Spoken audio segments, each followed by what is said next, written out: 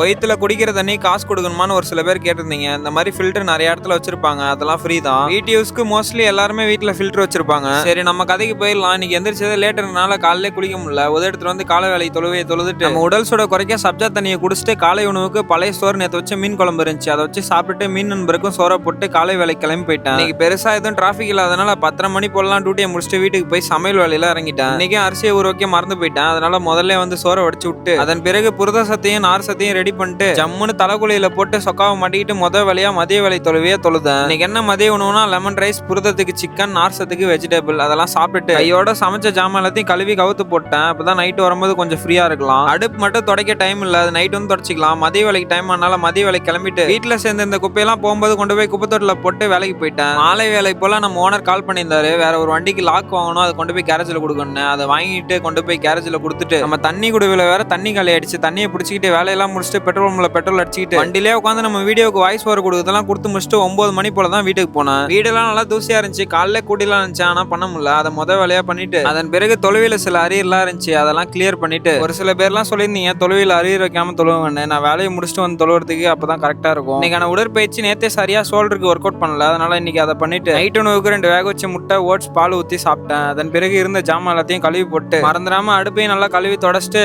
ஒரே யோசனை நாளைக்கு என்ன சமைக்கலான்னு. அப்புறம் தான் ஐடியா வந்துச்சு கொண்டக்கல்லையை வச்சு குருமா பண்ணிடலான்னு. கொண்டக்கல்லையை ஊற வச்சுட்டு வெந்தயம் சப்ஜா தண்ணியும் ஊற வச்சுட்டு அப்படியே இன்னைக்கு நாளைக்கு நான் முடிச்சுக்கிறேன் நண்பர்களே. நாளைக்கு பார்க்கலாம். விடாமுயற்சியுடன் இருங்க.